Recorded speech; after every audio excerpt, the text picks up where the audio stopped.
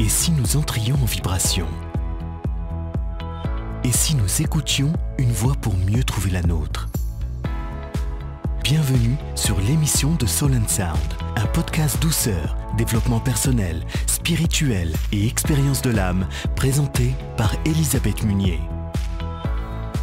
Bienvenue à votre rendez-vous lumière. Bonjour à tous, bienvenue pour votre tirage d'oracle pour la semaine du 19 octobre. Pour cette semaine, j'ai choisi l'oracle des sirènes de Lucy Cavendish. Alors ce n'est pas un oracle très facile à prendre en main. S'il vous plaît, parce qu'il est vraiment très joli, si l'univers des sirènes vous plaît, sachez que c'est quand même un oracle qui va vous demander un petit peu de travail. Il n'en reste pas moins que c'est un très bel outil, les illustrations sont magnifiques et cela fait un moment déjà que je suis appelée à le réutiliser pour le tirage de la semaine. Donc voilà, c'est fait pour cette semaine du 19 octobre. J'ai demandé à Michael 3 conseils. J'ai effectivement senti qu'il y avait une connexion, une énergie supplémentaire à ce jeu, qui n'est pas celle des anges, mais bien celle de cette magie des sirènes. Donc on va dire que le message provient d'une double source. La première carte que j'ai tirée, c'est la carte du présent. Alors cette carte, elle m'a laissé un petit peu perplexe, parce que dans le sens que le jeu nous donne, quand on regarde dans le livret, elle a vraiment le sens de présent dans le sens cadeau. Pas du tout dans le sens temporel, mais vraiment dans le sens de cadeau. Mais moi, ça ne me parlait pas, et ce n'était pas ce que je sentais de la part de Michael. C'est pas comme ça que je l'ai perçu du premier coup. Alors du coup, je suis allée vérifier. Dans le livret, j'ai cherché, et je n'ai vu aucune autre carte qui portait mention d'une temporalité, qui parlait de présent, de passé. Si, de passé, oui, mais de présent, comme profiter de l'instant présent ou ce genre de choses, je n'en ai pas vu. Donc du coup, j'ai bien compris que de toute façon, si Michael avait envie de me faire passer un message concernant l'instant présent, il n'aurait pas d'autre choix que de choisir cette carte et ensuite de faire confiance à mon intuition pour sentir que le message portait sur la temporalité et non pas sur le cadeau.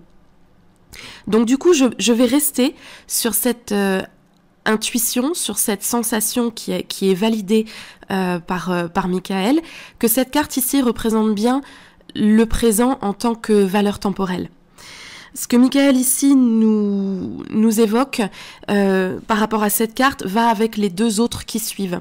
Elles vont toutes les trois ensemble, donc je ne vais pas vraiment pouvoir les interpréter séparément. Elles racontent une histoire, toutes les unes avec les autres. Donc cette première carte, c'est celle du présent. Maintenant, je vous donne tout de suite la deuxième pour que vous puissiez voir où se trouve l'histoire que Michael raconte. La deuxième carte, c'est celle de l'invisible. Donc les choses qui sont cachées, qu'on ne voit pas, qu'on ne peut pas discerner ou qui ne nous sont pas dites, pas révélées. Et puis la troisième carte que j'ai sortie, c'est celle du miroir, la connaissance de soi. Donc en fait, quand on regarde l'ensemble de ces trois cartes, dans ce que Michael veut nous dire cette semaine, le message est global. Il nous indique que notre instant présent a cette particularité de n'avoir aucune visibilité sur le futur.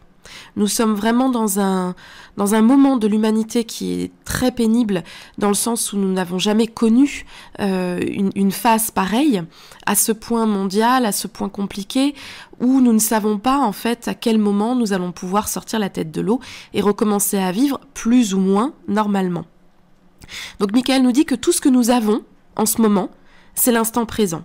Et cet instant présent, il n'est pas spécialement agréable, on n'est pas dans profiter de l'instant présent, il n'est pas spécialement agréable parce que justement, tellement plein d'incertitudes, l'instant présent est aussi lui-même chargé de tristesse, de mélancolie, de sensations douloureuses pour beaucoup d'entre nous.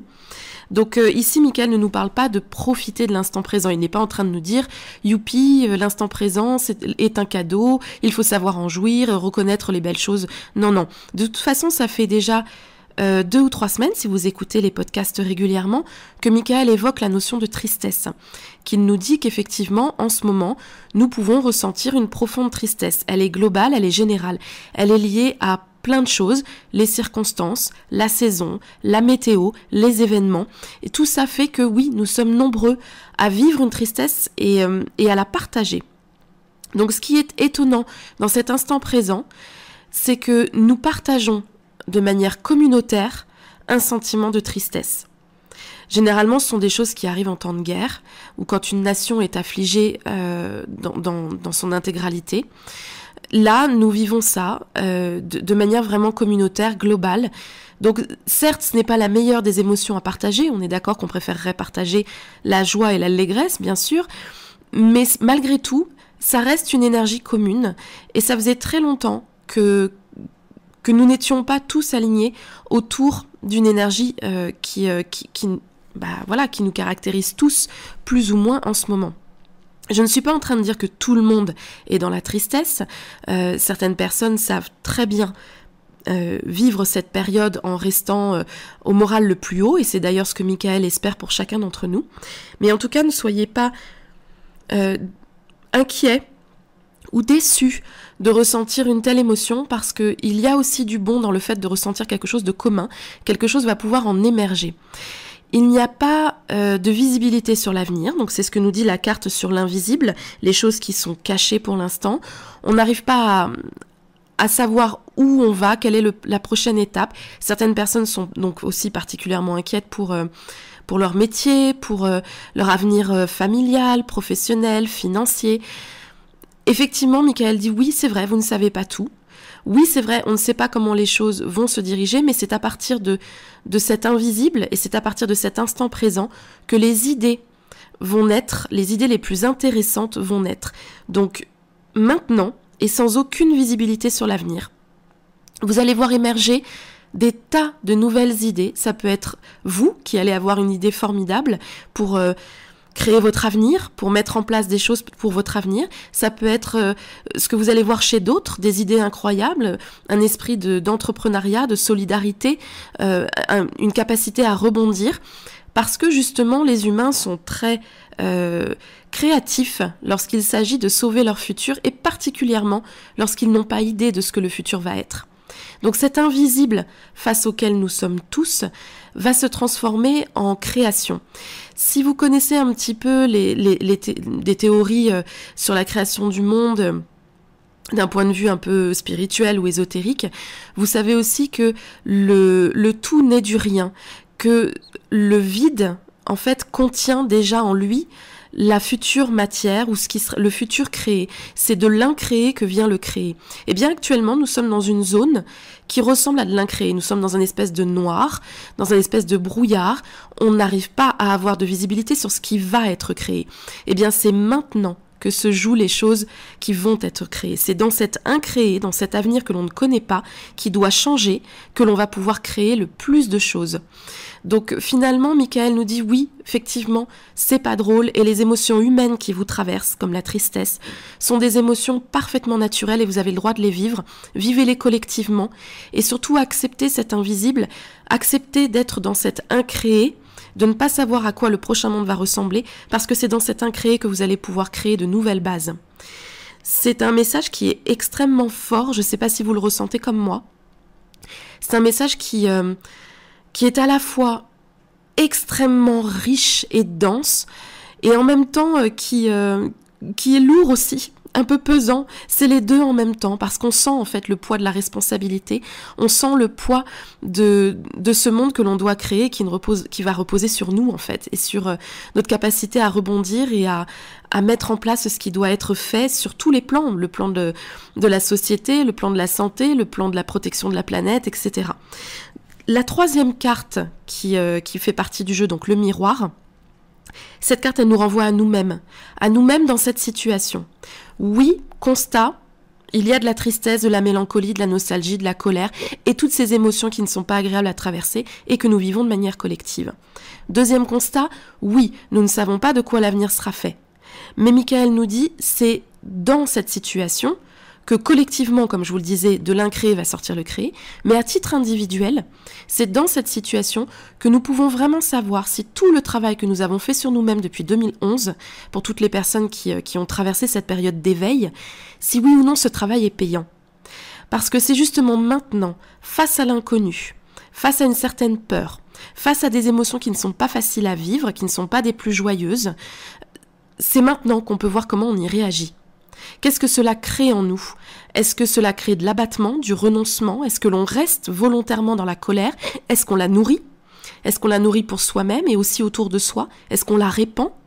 Ou est-ce qu'au contraire, on fait avec toutes les connaissances spirituelles qu'on a acquis ces dernières années et on essaye de la transformer en quelque chose de positif. On essaye de faire de ces connaissances quelque chose d'utile au moment où on en a vraiment besoin. Vous le savez, il y a plein de visions de la spiritualité et l'une d'entre elles, c'est de penser que la spiritualité, c'est de mettre dans un état quasi méditatif en permanence, un état un petit peu perché, où on est bien, une espèce de nirvana, où plus rien ne nous atteint, on devient un peu comme une toile cirée, on prend tout bien, méthode Coué, méthode positive. Eh bien, cette version-là de la spiritualité, ce n'est pas la mienne, je ne vous le cache pas. J'ai une spiritualité beaucoup plus ancrée que ça. Et ma quête de spiritualité ne s'est jamais tournée vers un côté justement perché à vouloir effacer le négatif, gommer l'ego, virer les émotions qui font mal et à aller vers ce nirvana de positif et de bisounours.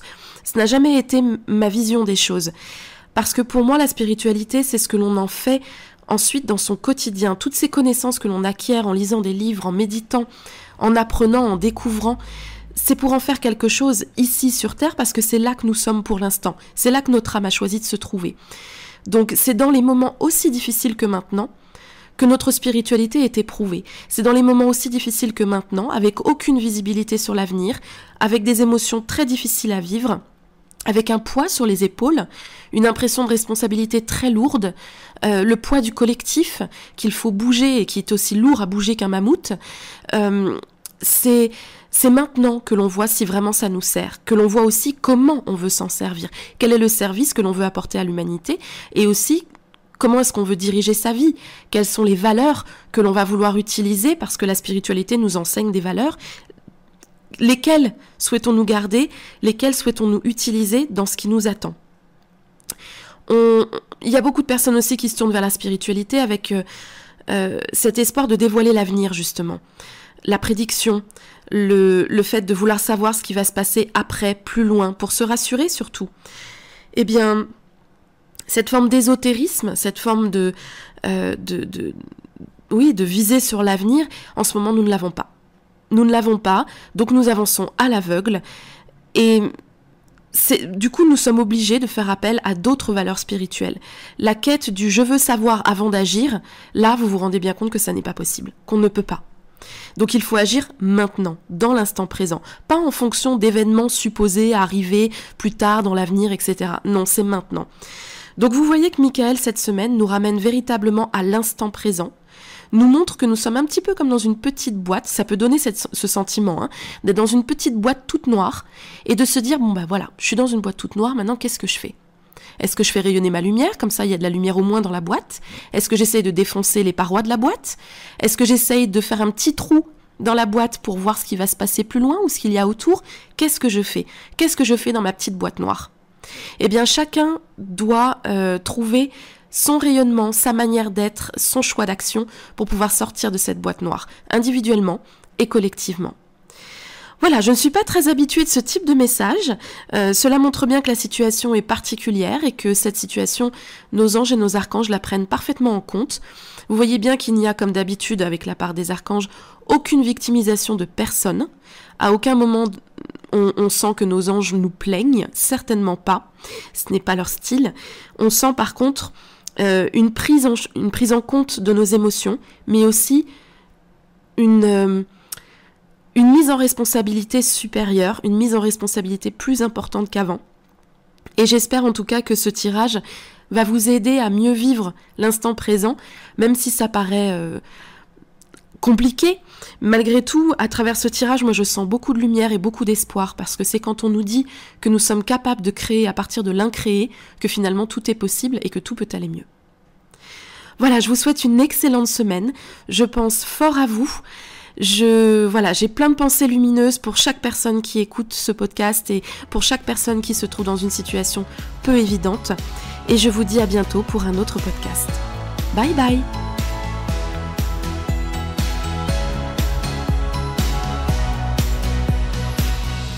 Retrouvez tous vos podcasts sur la chaîne Soul & Sound et l'actualité d'Elisabeth sur son site ou sa page Facebook.